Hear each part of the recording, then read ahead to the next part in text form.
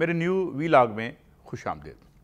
नाजरीन, आज फिर हम इंतहाई अहम और बर्निंग क्वेश्चन जो हैं उनसे हम डील करेंगे, और ख़ास तौर पर ये बड़ा शोर है, बहुत लोग टीवी पर आकर बता रहे हैं, ख़बरें भी आ रही हैं, डिफ़ॉल्ट कर गया पाकिस्तान, डिफ़ॉल्ट करेगा। पाकिस्तान डिफ़ॉल्ट करेगा या नहीं करेगा? आज तक कितने मुल्कों ने दुनिया में डिफ़ॉल्ट किया है? डिफ़ॉल्ट का मतलब क्या है? जब डिफ़ॉल्ट हो जाए तो उसकी जो है क्या उसकी हो सकते हैं असरात और नताइज, इस पे हम बात करेंगे। बड़ी हैरत अंगेज़ खबरें हम आपके साथ करेंगे कि ये डिफ़ॉल्ट का क्या मामला है।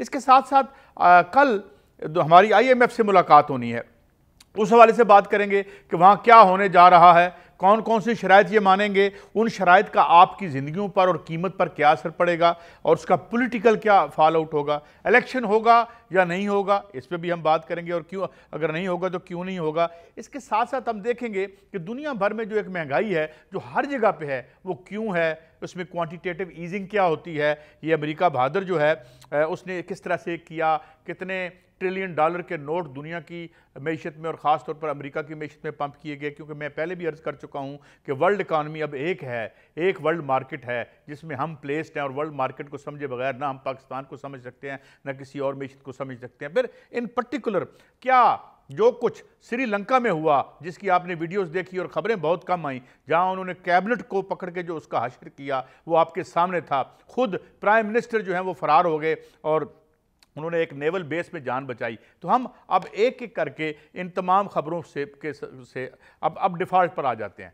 तो पहली बात मैं आपकी खिदमत में अर्ज़ कर दूं कि पाकिस्तान डिफ़ॉल्ट करेगा या नहीं करेगा, कर चुका है या नहीं कर चुका। तो इसका पहला सवाल का जवाब बड़ा अजीब है, कर चुका है और नहीं भी कर चुका। और ये क्यों, ये क्या बात हुई? हाँ, टेक्निकली जिस तरह कहा शबर जैदी साहब ने, हम डिफ़ॉल्ट कर चुके हैं, लेकिन यही टेक्निकलिटी या यही जो टेक्निकल डिफ़ॉल्ट है ये तो अमेरिका बहादुर पे भी सादक आता है। वो कैसे? अमेरिका बहादुर की टोटल मईशत 2020 में जो मैंने फिगर देखी है वो तकरीबन 20.94 ट्रिलियन डॉलर की है, और उस पर जो कर्जा है वो कितना है? 30 ट्रिलियन डॉलर का। यानी उसकी टोटल मईशत जो है उससे 10 ट्रिलियन डॉलर, और 1 ट्रिलियन आपको पता है 1000 अरब का होता है। तो अगर पूरा अमेरिका बहादुर कोई बेच दे और कोई खरीदने वाला भी हो तो वो कर्जा नहीं उतर सकता। तो टेक्निकली तो अमेरिका भी डिफॉल्ट में है। अब आते हैं पाकिस्तान पे। पाकिस्तान की कल मामला होना है हमारा IMF के साथ जब तक, तो कल इस मामले में क्या होगा ये खबर मैं आपको दे दूं। वो रिलीफ भी देंगे, पैसे भी देंगे, मगर किसी शर्त पे वो कंप्रोमाइज नहीं करेंगे। वो कहेंगे हाँ सब्सिडीज दे दें, एहसास प्रोग्राम दे दें, खैरात के चंद जो है वो टुकड़े नीचे फेंक दें, लेकिन कीमतें आपको बढ़ानी पड़ेंगी, डॉलर आपको बढ़ाना पड़ेगा, और डॉलर के बराबर आपको पेट्रोल की कीमत लानी पड़ेगी। इसकी पॉलिटिकल इम्प्लीकेशंस क्या होंगी हम उस पर बात करेंगे। एक बात जो मैंने शुरू में की थी, 1960 से लेकर अब तक तकरीबन 160 मुल्कों ने डिफ़ॉल्ट किया है, और आज की मैशत में आज जो निज़ाम राइज है इसमें टेक्निकली तकरीबन सारे मुल्क की डिफ़ॉल्ट कर गए हैं। देखें अमेरिका बहादुर में क्या होता है, अमेरिका बहादुर में एक कानून है, वो कानून उसकी डेट सीलिंग होती है। डेट सीलिंग का क्या मुराद है? मुराद ये है कि वहां की पार्लिमान तय करती है कि इससे ज्यादा आप कर्जा नहीं ले सकते। हर साल वो सीलिंग बदलनी पड़ती है। ये दुनिया की सबसे बड़ी मैशत की औकात और उसके हालात हैं कि हर साल उसकी पार्लियामेंट बैठती है और उसके बाद वो डेट सीलिंग के ऊपर ले जाती है कि अगर वो उनको 5 रुपए कर्जे की इजाजत है तो वो कहती नहीं अब आप 10, तो वो कहते हैं कर्जा पाइल अप करते जाओ, देखी जाएगी। ये है जो दुनिया का मैशत का निज़ाम है। इसी हवाले से मैं कह रहा हूं कि अगर हम टेक्निकली देखें तो वो तो अमेरिका भी डिफ़ॉल्ट कर चुका है। 5 ट्रिलियन डॉलर के नोट छाप के प्रिंट करके उसने इकॉनमी में डाले हैं ताकि लोग वो अशर ना करें अमेरिका बहादुर की हुक्मरान इशराफिया का जो श्रीलंका ने किया। अब श्रीलंका ये काम कर नहीं सकता। क्यों नहीं कर सकता? क्योंकि डॉलर दुनिया की रिजर्व करेंसी है। मगर क्या अमेरिका ये डॉलर छापे चला जा सकता है? जी हाँ, एक हद तक वो छाप सकता है। वो कैसे? कि जो डॉलर उसने अपने मुल्क में खर्च करने हैं उसको खुली इजाजत है, लेकिन जो उसने लोन ले रखे हैं, जो कर्जे ले रखे हैं, उसके लिए वो डॉलर नहीं छाप सकता। उसके लिए एक बॉडी बनी हुई है जो बैठती कहाँ है? स्विट्जरलैंड में, मॉनिटर करती है। जो चाइना का कर्जा अमेरिका बहादुर ने वापस करना है वो नोट छाप कर वो नहीं कर सकता, वो नोट अर्न करके कर सकता है। ये थोड़ी सी बात है, ज़्यादा पेचीदा नहीं है, यकीन आपकी समझ में आ गई होगी। अब हम आगे बढ़ते हैं कि पाकिस्तान कहाँ खड़ा है।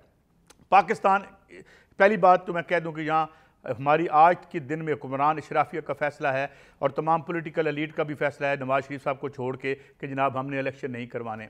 अब लड़ाई कहाँ पे है? लड़ाई ये है कि ये कहते हैं जनाब जो गारंटर हैं वो हमें 2028 तक जो है वो रास्ता दें, 2028 तक हमें हुकूमत करने दें। अरे भाई वाह, हैं खिलन को मांगे चांद रे, ये कौन चांद आपको देगा 2028 तक? अंग्रेजी में कहते हैं a week is a very long time in politics. तो आप 2028 तक की हुक्मरानी मांगते हैं? आपका तो बस चले तो आप रहती दुनिया तक अपने बच्चों को हुक्मरानी देते चले जाएं। ये नहीं होगा। हालात अंदर और बाहर जो है मुझे उस पर ज़्यादा बात करने की ज़रूरत नहीं है, और जो फैसले मुक़्तदर तबक़ात ने किए हैं उस पर उनके यहाँ क्या राय पाई जाती है और किसकी क्या राय है और कितने हिस्से की क्या राय है, मैं इस पर ज़्यादा गुफ्तगू नहीं करूँगा। तो ये तो चांद आपको मिलने से रहा कि 2028 तक आपकी हुकूमत को इंश्योर किया जाए। मगर अब आते हैं इसकी पॉलिटिकल इंप्लीकेशंस को। नाज़रीन, दो चीज़ें होती हैं, एक स्क्रिप्ट है, वो स्क्रिप्ट लिखता है हुक्मरान तबका और वो समझता है कि स्क्रिप्ट के मुताबिक, इवन जो फिल्म का स्क्रिप्ट होता है, मैंने फिल्म थोड़ी सी पढ़ी है एक ज़माने में अमेरिका में, तो फिल्म का जो स्क्रिप्ट है वो भी कुल्ली तौर पर ट्रांसलेट नहीं होता into a film, into a reality, वो भी थोड़ा सा ऑफ द स्क्रिप्ट जाता है। तो तारीख का स्क्रिप्ट तो फिर अल्लाह ताला ही लिख सकते हैं, आप कौन होते हैं लिखने वाले? इंटेंजिबल फैक्टर्स होते हैं हिस्ट्री में। किसी को पता था कि इमरान खान को निकालने के बाद वो पाकिस्तान की तारीख का सबसे आपको पसंद हो ना हो, मेरे लेफ्ट के साथियों को पसंद हो ना हो, मेरी इंटेलेक्चुअल एलीट को पसंद हो ना हो, मगर ये एक हकीकत है, और हकीकत से आंखें चुराना जो है वो बुज़दिलों का काम है और इंटेलेक्चुअल डिसऑनेस्टी है। मैं इमरान का वोटर हूं या नहीं हूं, मैं उसकी तारीख में अपना लीडर मानता हूं या नहीं मानता, इट्स समथिंग इररेलेवेंट, इसका कोई मतलब नहीं है। मगर क्या इस वक्त वो एक पॉपुलिस्ट मूवमेंट को लीड कर रहा है? यस, लीड कर रहा है। अब IMF से जो हमारे कल मुज़ाकरात होने हैं और जो हमने वहां शराइत माननी है, जो माननी पड़ेंगी ताकि हम श्रीलंका ना बन सकें, क्योंकि हमारे पास रिजर्व करेंसी नहीं है, पाकिस्तान के रूपी रिजर्व करेंसी नहीं है, और उसकी हमारी करेंसी का जो हाल है वो तो आपके सामने है।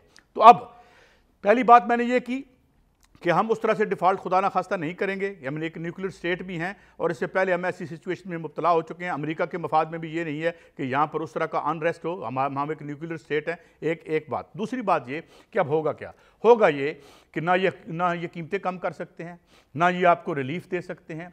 हमारे जो बहुत बड़े इशू थे, मैं इतने ब्लॉक करना चाहता हूँ, मतलब जो पानी का इशू है, आज क्या कहा शायरी रहमान साहब ने, यहाँ पानी नहीं है। यहाँ 2023 में या अगले 4-5 सालों में आपको सारी ये सियासत भूल जाएगी, आपके पास पानी नहीं होगा। आप क्या करें? आप जो तकरीबन फ्रेश वाटर ज़ाया करते हैं, जिस तरह 2010 का सैलाब आया था, एक उस पानी की कीमत होती है, वो $10 ट्रिलियन का पानी था और $10 ट्रिलियन का इंफ्रास्ट्रक्चर तबाह करके निकल गया। उसके लिए कोई बात नहीं कर रहा। ये बातें हैं जो करने वाली हैं। बहरहाल हम दोबारा अपने मौजू की तरफ आते हैं, इस पर दोबारा बात करेंगे। तो क्वांटिटेटिव ईजिंग हम तो नहीं कर सकते। अब क्वांटिटेटिव ईजिंग क्या है? नोट छापना। अमेरिका ने $5 ट्रिलियन के नोट छापे ताकि लोग उसका वो असर ना करें जो ट्रंप की इलेक्शन के बाद फौरी तौर पर 200 शहरों में कर्फ्यू लगा के उन्हें लोगों पर ऑपरेशन करके उनको घरों में भेजना पड़ा। और फिर आज भी लोगों के घरों में $200-300 एक बच्चे को मिलते हैं और $400 जो हफ्ते के दिए जाते हैं कि बाहर निकल के उनके वही हशर ना करे अमरीकी अवाम,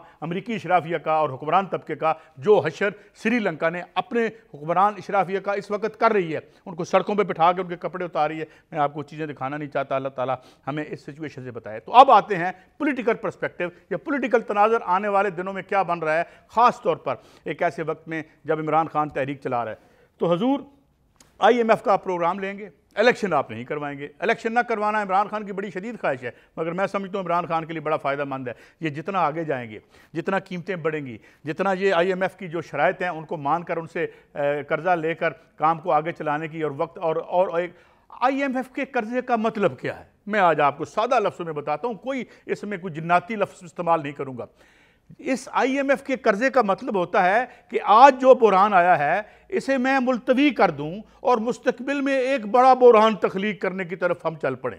एक छोटे बुरहान से और वक्ती बुरहान से वक्ती तौर पर जान छुड़ाने के लिए हम मुस्तकबिल में एक और बड़ा बुरहान, क्योंकि जब ये कर्जा पिछले कर्जे में शामिल होगा और जब इस कर्जे की हमने डेट सर्विसिंग करनी होगी, हमें उससे बड़ा कर्जा चाहिए होगा। तो सोचने कल वाली बात मैं करता हूँ कि यहाँ 4, 5, 10, 2, 4 अगर कोई अक्लमंद लोग बैठे हैं तो ये बैठ के सोचें कि इस डेट के ट्रैप से कैसे निकलना है, इस मनूस चक्कर से, जिसे विशियस सर्कल अंग्रेजी में कहते हैं, इससे हमने बाहर कैसे निकलना है, इसके बारे में कुछ नहीं सोच रहा। तो आने वाला पर्सपेक्टिव क्या है? इलेक्शन नहीं होंगे, हमें डिफ़ॉल्ट नहीं होने देंगे, मगर हम एक इंतहाई, हम बिल्कुल थोड़ा सा नाक हमारा पानी से बाहर रहेगा। और इस सारी सिचुएशन का बेनिफिशियरी कौन होगा? इमरान खान वो सड़कों पे है, वो कह रहे थे मुझे क्यों निकाला, अब ये कह रहे हैं मुझे क्यों निकाला।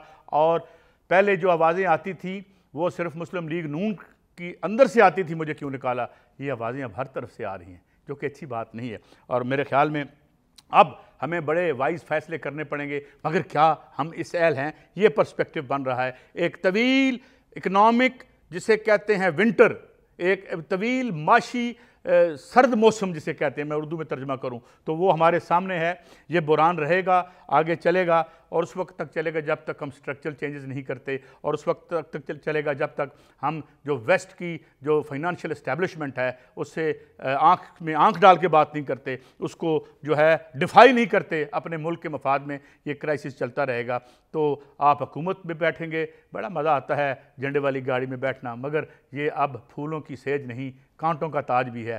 सिलसिला इसी तरह आगे बढ़ता रहेगा और हम आपको चीज़ें बताते रहेंगे। मगर आने वाले दिनों में जो पॉलिटिकल इंस्टेबिलिटी बढ़ेगी, मगर खुदा न खास्ता। और मैं दो बातें और बता दूं, बहुत से लोगों ने मुझसे सवाल किया है कि जी क्या करें, सोना खरीद लें, डॉलर खरीद लें, प्रॉपर्टी खरीद लें। हम स्टैगफ्लेशन की तरफ जा रहे हैं। What is stagflation?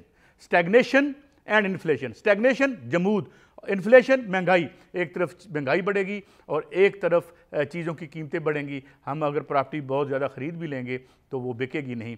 तो ये एक इस तरह का पीरियड है, अल्लाह हमें इससे निकालेगा और नए नए जो लोग हैं वो सामने आएंगे। जूँ जूँ बुरान सामने आएगा, जूँ जूँ चैलेंज सामने आएगा, तो उसके हल के लिए भी लोग सामने आएंगे। ये था हमारा आज का ब्लॉग। हमसे बातें करते रहें, हमें बताते भी रहें, सवाल भी पूछते रहें। हम आपके साथ ये सिलसिला जारी रखेंगे। इजाज़त दें, अल्लाह हाफ़िज़।